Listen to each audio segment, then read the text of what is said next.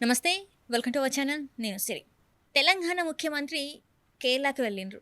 అక్కడ చూసుకున్నట్టయితే తెలంగాణలో ఇచ్చిన 6 గ్యారంటీలు అన్నీ మేము మొత్తం నెరవేర్చేసినాం. ఒక్కసారి మీరు తెలంగాణకొచ్చి చూడండి. మీకు ఎంత చేస్తామో తెలుస్తుంది అని చెప్పేసి కేరళకెళ్ళి తెలంగాణ ముఖ్యమంత్రి మాట్లాడుతున్నారు. మరి నిజంగానే ఇక్కడ అంతా బానే ఉందా?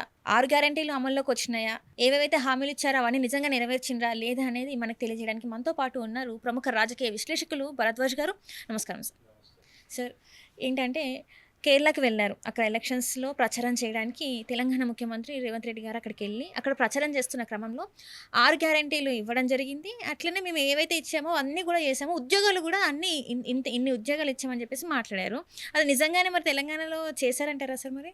అయితే ఉపాధి కల్పన లేకపోతే ఇక్కడ రకరకాల సంక్షేమ పథకాల కింద ఇచ్చినటువంటి డబ్బుల ప్రస్తావన ఇవన్నీ చేశాడు ఆయన. హ్మ్. హ్మ్. అయితే దాంతోపాటు కీలకంగా ఆయన మాట్లాడిన విషయం ఏంటంటే ఆ, ప్రధానమంత్రి చేస్తున్నటువంటి అనేక కార్యక్రమాలు, హ్మ్. పర్టికులర్గా ఈ డీలిమిటేషన్ వ్యవహారము ఇలాంటి వాటి మీద సిపిఎం కానీ ఇంకెవరు కానీ మాట్లాడటం లేదు అనేది ఒక ఇష్యూగా మార్చాడు. హ్మ్.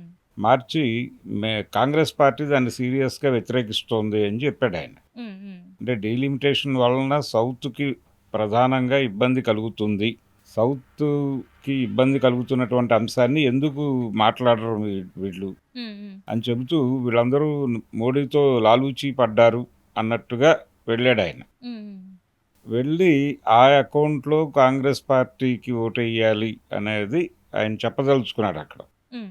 కేరళలో. అయితే ఆయనకి తెలియని, అంటే వాంటెడ్గా ఆయన మసిపూసి మారేడుకాయ చేయదలుచుకున్న విషయం ఏంటంటే రేవంత్ రెడ్డి గారు ఆయన కూడా అంటే ఈ దేశంలో ఫెడరల్ స్ట్రక్చర్ అనేది చంపేసి హ్మ్. ఎన్డీఏ ఇక్కడ ఏ పార్టీ అధికారంలో ఉన్నా, ఏ రాష్ట్రంలోనైనా సరే ఆ రాష్ట్రంలో అధికారంలో ఉన్న పార్టీ ఏదైనా సరే హ్మ్. వాళ్ళ కంట్రోల్లోకి తీసుకోవటం అనేది జరుగుతోంది. హ్మ్. హ్మ్. ఎవరిని వాళ్ళ పద్ధతిలో వాళ్ళని పరిపాలన చేసుకొని ఇవ్వడం లేదు వాళ్ళు. హ్మ్. అందులో భాగంగానే ప్రతి చోట ప్రాంతీయ పార్టీలను కంట్రోల్లోకి తీసుకుంటున్నారు. ప్రాంతీయ పార్టీలను కంట్రోల్లోకి తీసుకోవడానికి అక్కడ అధికారంలో ఉన్న పార్టీల నాయకుల్ని వాడుతున్నారు. హ్మ్. ఇది ఒక ప్రోగ్రామ్గా జరుగుతోంది. హ్మ్. హ్మ్. అందులో రేవంత్ రెడ్డి గారు కూడా మినహాయింపేం కాదు. హ్మ్. హ్మ్. ఆయన కూడా ఆ యాక్టివిటీ వాళ్ళకు అనుకూలంగా చేసి పెట్టిన సందర్భాలు ఉన్నాయి. ఉదాహరణకి కాళేశ్వరం ప్రాజెక్టు మీద జరిగినటువంటి అసెంబ్లీ చర్చలో అర్ధరాత్రి 12 తర్వాత ముఖ్యమంత్రి గారు సిబిఐ ఎంక్వైరీకి నేను రికమెండ్ చేస్తాను అని మాట్లాడాడు ఆ రోజున. హ్మ్. హ్మ్. ఆ మాట్లాడటం వెనకాల ఉద్దేశం ఏంటంటే బీఆర్ఎస్ని కేంద్ర ప్రభుత్వం చేతిలో ఇరికించటం కోసం చేసినటువంటి ప్రకటనగా దాన్ని చూడాలి. హ్మ్. హ్మ్. ఇలా ప్రతి చోట ప్రతి సందర్భంలోనూ ఆయన వారికి కావలసిన వ్యవహారాలు వారికి కావలసిన పద్ధతిలోనే చేస్తున్నాడు. ఇప్పుడు నీతి ఆయోగ్ అనేటువంటి ఒక కార్యక్రమం ఉంది సెంట్రల్ గవర్నమెంట్. అవును. అవును సార్. ఆ అకౌంట్లో వాళ్ళు ప్రభుత్వ భూముల పరిరక్షణ, ప్రభుత్వ ఆస్తుల పరిరక్షణ ఇవి చేసుకుంటున్నారు. అందులో భాగమే ఈయన హైడ్రా పెట్టాడు ఇక్కడ. హ్మ్. హ్మ్.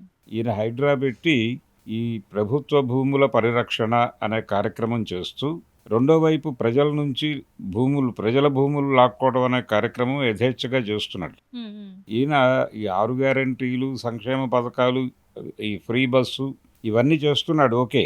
కానీ ఇదే సమయంలో ప్రజలకి ఉన్నటువంటి ఆస్తి హక్కుని కబ్జా చేసేటువంటి ప్రయత్నం జరుగుతోంది ఇక్కడ. హ్మ్. హ్మ్. హ్మ్. దాని గురించి కూడా మాట్లాడాలి కదా ఆయన అక్కడ సభలో. హ్మ్. ఈ ఆస్తి హక్కు కబ్జా చేయటం అంటే ఈ మధ్య చూసాం మనం ఖమ్మంలో హ్మ్. జరిగినటువంటి భూదాన్ భూముల మీద వీళ్ళు వెళ్ళిన పరిస్థితి. వెళ్ళిన తర్వాత వాళ్ళకి తగిలినటువంటి ఎదురు దెబ్బలు, హ్మ్. ఆ ఇళ్ళన్నీ పునర్నిర్మించాలనేటువంటి ఒక ఆదేశం, తాకీదు వచ్చింది కదా వీళ్ళకి. హ్మ్. హ్మ్.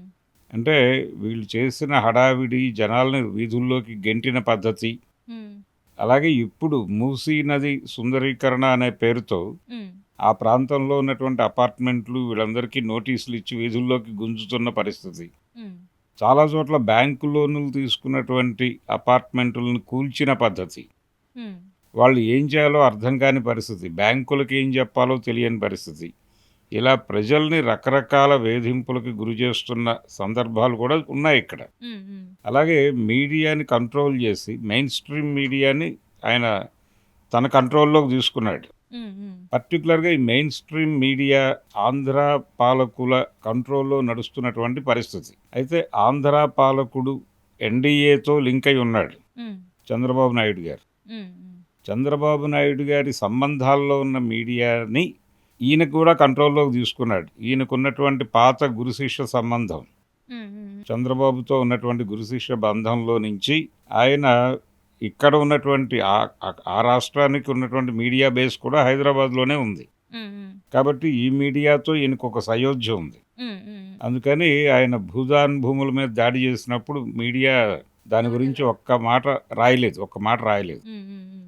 రాయలేదు. సోషల్ మీడియాని అక్కడికి ఎంటర్ ఎంటర్ కానివ్వలేదు. కానివ్వలేదు. హ్మ్. వాళ్ళని అదుపులోకి తీసుకున్నారు చెక్ పోస్ట్ దగ్గరే. హ్మ్. కారణం చెప్పకుండా. ఇలా వీరు చేస్తున్నటువంటి నియంతృత్వ పోకడలు, ప్రజల భూములు లాక్కోవటము, అలాగే పట్టా భూములు లాక్కోవటం. హ్మ్. హ్మ్. దీంతో పాటు లగిచర్ల లేకపోతే సూర్యాపేట ప్రాంతాల్లో ఫార్మా క్లస్టర్ల పేరుతో ప్రజల నుంచి భూములు సేకరణ, హ్మ్. ల్యాండ్ పూలింగ్ చేయటం. హ్మ్. ల్యాండ్ పూలింగ్ చేసి అక్కడ ఫార్మా కంపెనీలు పెడతాము అని చెప్పి వాళ్ళ భూములు తీసుకుని హ్మ్. వ్యవసాయ భూముల్లో ఫార్మా కంపెనీలు పెడతాము అని చెప్పి హ్మ్. ఆ ఫార్మా కంపెనీల్లో పోనీ ఏదైనా ప్రోగ్రామ్ ఉందా ఈయనకి ఆ లోకల్ పీపుల్కి ఉపాధి కల్పించేటువంటి ప్రోగ్రామ్ లేదు. హ్మ్. హ్మ్. అంటే వాళ్ళ నిజానికి ఈయనకు చిత్తశుద్ధి ఉంటే ఆ ఎక్కడైతే భూములు తీసుకుంటున్నాడో ఆ ప్రాంతపు గ్రాడ్యుయేట్స్ ఎవరు అనేది ఒక డేటా వస్తుంది వెంటనే. హ్మ్. హ్మ్. ఆ డేటా తీసుకుని వాళ్ళందరినీ పిలిచి కూర్చోబెట్టి వాళ్ళకు అవసరమైతే తర్ఫీదు ఇచ్చి అన్ని స్థాయిల్లోనూ హ్మ్. హ్మ్. అకౌంట్ సెక్షన్లో నింపే వాళ్ళందరినీ ఆ ప్రాంతంలో అకౌంట్స్ ఏరియాలో గ్రాడ్యుయేట్స్ని కూర్చోబెట్టి ఆ కంపెనీకి కావలసిన పద్ధతిలో వాళ్ళని ట్రైన్ చేసి వీళ్ళని రిక్రూట్ చేసి అన్ని విభాగాల్లోనూ లోకల్ పీపుల్ని రిక్రూట్ చేసిన తర్వాతే ఏదైనా మిగిలితే బయట వాళ్ళకి అనే ప్రోగ్రామ్ ఏం లేదు ఈయనకి. హ్మ్. మీ భూములు తీసుకుని ఇక్కడ కంపెనీ పెట్టేస్తాం, అభివృద్ధి జరిగిపోతుంది హ్మ్. ఆటోమేటిక్గా అని చెప్తున్నారు. హ్మ్. ఉపాధి వస్తుంది మీకు అని చెప్తున్నారు కానీ ఏ ఉపాధి దొరుకుతుంది? గేట్లు తీసే ఉద్యోగాలు, హ్మ్. టాయిలెట్లు క్లీన్ చేసే ఉద్యోగాలు దొరుకుతాయి వీళ్ళకి. అలాంటి దుర్మార్గంగా జనాల నుంచి భూములు తీసేసుకుని క్రమంగా వాళ్ళకి డబ్బులు ఇస్తారు వీళ్ళు. డబ్బులు ఇస్తారు, అక్కడేదో చిన్నపాటి భూమి ఇస్తారు. ఇవన్నీ చేస్తారు కానీ ఇవన్నీ కరిగిపోతాయి. రైట్. ఈ డబ్బులు కరిగిపోయి వాళ్ళు నిర్వాసితులుగాను, తర్వాత ఇంకెక్కడో ముష్టివాళ్ళుగాను మారతారు. హ్మ్. హ్మ్. ఇలాంటి కార్యక్రమం యథేచ్ఛగా చేసుకుని వెళ్ళిపోతున్నాడు రేవంత్ రెడ్డి గారు. ఆయన 6 హామీలు అమలు చేశాడా లేదా అనేది పక్కన పెడితే హ్మ్. ఈ కార్యక్రమాలన్నీ నిర్విఘ్నంగా జరుపుకుని వెళ్తూ జనాల్ని ఆయన పద్ధతిలో ఆయన ఇతర వేధింపులకు గురి చేస్తూనే ఉన్నాడు. ఇక్కడ కార్పొరేటీకరణ అనే దాన్ని చాలా వేగంగా తీసుకెళ్తున్నాడు ఆయన. కార్పొరేట్లకి భూములు కేటాయించడం, ఈ ఫార్మా క్లస్టర్ల గొడవ అదే. హ్మ్. అంతకుముందు కేసీఆర్ ప్రభుత్వ భూములు కేటాయించాడు వాళ్ళ కోసం ఫార్మాసిటీ అనే పేరు. హ్మ్. హ్మ్. ఈయన అధికారంలోకి రాగానే జీవో క్యాన్సిల్ చేసి హ్మ్. ఫార్మా క్లస్టర్ల పేరుతో అభివృద్ధి అన్ని ప్రాంతాలకి విస్తరిస్తాను అని చెప్పి జనాల దగ్గర నుంచి భూములు అడుగుతున్నాడు. ఓకే. ఆ ప్రాంతపు వ్యవసాయ భూములు దెబ్బతింటాయి. ఇవన్నీ ఈ కంపెనీలు అక్కడ పెడితే ఈ కంపెనీల నుంచి విడుదలయ్యేటువంటి వ్యర్థాల వలన కెమికల్స్ అవి. ఈ కెమికల్స్ వ్యర్థాల వలన అక్కడ భూసారం దెబ్బతినే ప్రమాదం కూడా ఉంది. హ్మ్. అయినప్పటికీ ఈయన ప్రజల నుంచి భూములు లాక్కోవడానికి ప్రయత్నం చేస్తూనే ఉన్నాడు ఇప్పటికీ. కాబట్టి ఇలాంటి అనేక కార్యక్రమాలు వీటి గురించి కూడా కేరళ ప్రజలకు చెప్పాలి కదా ఈయన. హ్మ్. హ్మ్. మేము ఇన్ని దారుణాలు చేస్తున్నామని కేంద్ర ప్రభుత్వం పనితీరులో భాగంగానే ఈయన వ్యవహార శైలి కూడా నడుస్తోంది. హ్మ్. మరికక్కడ అంటున్నారు గదా సార్! ఇప్పుడు రేవంత్ రెడ్డి గారు ఏం మాట్లాడుతున్నారంటే, పినరయి విజయ్‌కి మీరు ఓటేస్తే, మోదీకి ఓటేసినట్టే అని జెప్పేసి మాట్లాడుతున్నారు. ఇక్కడేమో మిత్రపక్షంలో ఉన్నారు సీపీఐతోని. మళ్ళీ అక్కడేమో ఆయన అట్లా మాట్లాడడం ఎంతవరకు కరెక్ట్ అండి? సిపిఐతో మిత్రపక్షంలో ఉండటం వేరు. అక్కడ సిపిఎం పార్టీ అధికారంలో ఉంది. అదొక గొడవ. అంటే ఈయన వీళ్ళతో కలవని పార్టీల మీద కలవని పద్ధతిలో దాడి చేసేస్తున్నాడు కానీ నిజానికి ఈయన కూడా కజిన్ బ్రదర్గానే వ్యవహరిస్తున్నాడు. హ్మ్. ఎక్స్టెండెడ్ కజిన్గా నరేంద్ర మోడీకి ఎక్స్టెండెడ్ కజిన్గానే వ్యవహరిస్తున్నాడు. హ్మ్. హ్మ్. హ్మ్. ఈయన ఏది జరిగినా చాలా వినయంగా వెళ్ళి కేంద్ర ప్రభుత్వంతో సంప్రదింపులు జరపటం. రీసెంట్ టైమ్స్లో మావోయిస్ట్ పార్టీ సరెండర్ కార్యక్రమాల వ్యవహారంలో కూడా ఆయన ఢిల్లీ వెళ్ళి అమిత్ షా గారిని కలిసి ఇది పరిస్థితి అని వివరించి వచ్చినటువంటి సందర్భం మనం చూసాం. హ్మ్. హ్మ్. అలాగే సల్వాజుడుం గురించి లేకపోతే మరొక అంశం గురించి ఆయన ఈ లెఫ్ట్ ఎక్స్ట్రీమిజం మీద కేంద్రం వ్యవహరిస్తున్న తీరు మీద అమిత్ షా మీద బహిరంగ వేదికల మీద విమర్శలు చేశాడు. హ్మ్. హ్మ్. హ్మ్. చేశాడు కానీ ప్రాక్టికల్గా ఆయన చేసింది ఏమిటి, కర్రగుట్టల ఆపరేషన్కి తెలంగాణ పోలీసులు కూడా ఇన్వాల్వ్ అయి వెళ్ళారు. ఇక్కడ నుంచి ములుగు ఏరియా నుంచి వీళ్ళు కూడా వెళ్ళి పార్టిసిపేట్ చేశారు ఆ ప్రోగ్రాంలో. హ్మ్. హ్మ్.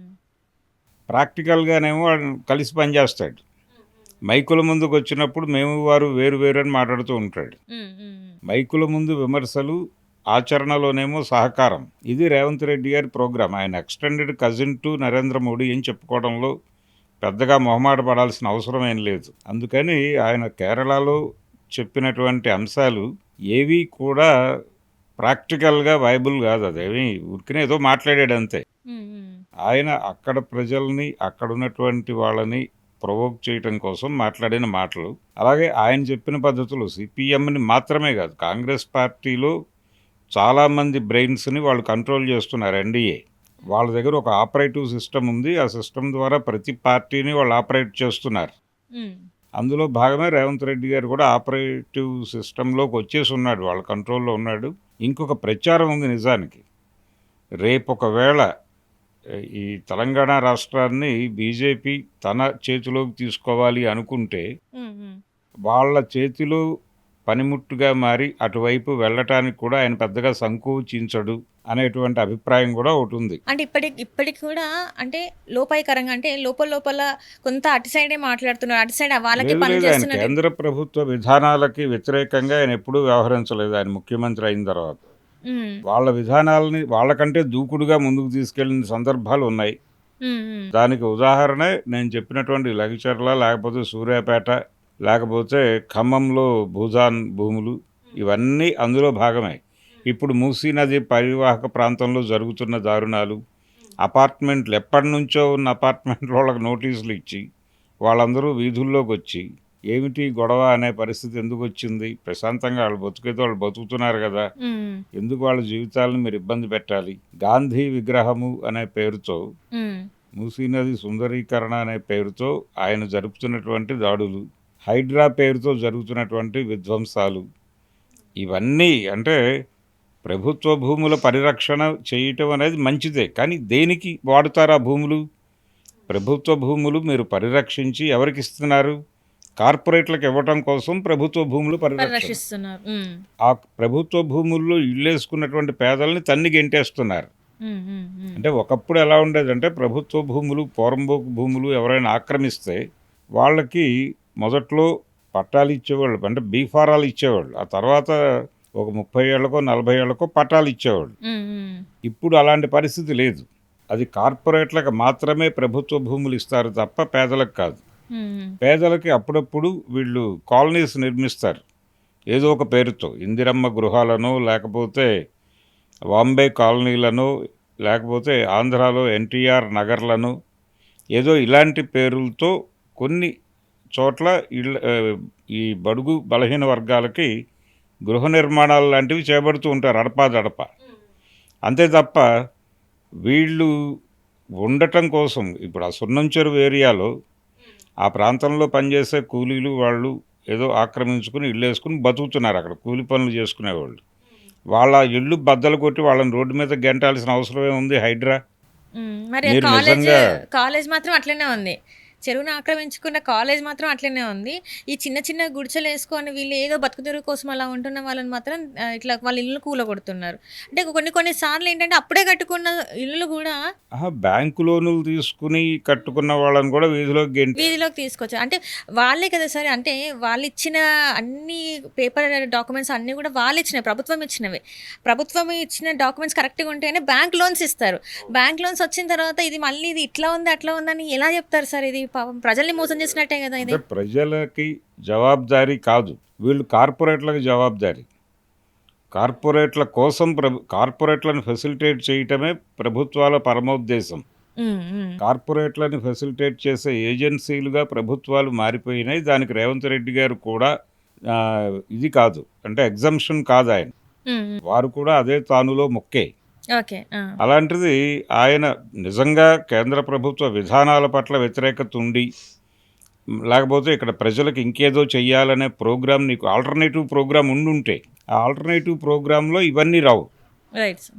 కానీ ఇవన్నీ వస్తున్నాయంటే మీరు వాళ్ళ దీనిలో ఉన్నారు, వాళ్ళ ట్యూన్లో ఉన్నారు. ఉమ్, ఉమ్, నిజానికి ఈ కార్పొరేట్ రాజ్యాన్ని తీసుకొచ్చింది కాంగ్రెస్ పార్టీయే. ఉమ్, ఉమ్, కాంగ్రెస్ పార్టీ 91 ఆ ప్రాంతాల్లో అధికారంలోకి వచ్చినప్పుడు, అంటే నరసింహారావు గారు ఉమ్, ఉమ్, నరసింహారావు గారు ప్రధాని అయిన సందర్భంగా ఆయన ఆర్థిక సరళీకరణలు తీసుకొచ్చాడు. ఆ రోజున ప్రపంచం అనుకోలేదు ఇవి ఇంత ప్రమాదంగా మారతాయని. ఆ తర్వాత మన్మోహన్ సింగ్ గారి నేతృత్వంలో అది వేగవంతమైనాయి. దాని కొనసాగింపే భారతీయ జనతా పార్టీ లేకపోతే ఎన్డీఏ చేస్తున్న నిర్వాకాలు. రైట్. కాబట్టి ఈయన ఆ ఏరియాలో భిన్నమైనటువంటి రాజ్యాన్ని ఏమి నడపటం లేదు. ఉమ్, కేంద్ర ప్రభుత్వం ఆదేశాల మేరకు వాళ్ళకి ఇబ్బంది కలగని పద్ధతిలోనే ఈయన వ్యవహార శైలి ఉంది రైట్ సార్. రేవంత్ రెడ్డిది. కాబట్టి ఈయనేదో ఆయన పినరయ్ విజయ్ మీద ఏదో కామెంట్ చేశాడు, కానీ ఈయన కూడా ఎక్స్టెండెడ్ బ్రదరే. Okay sir. Right sir. Right. Thank you so much sir. Thank you.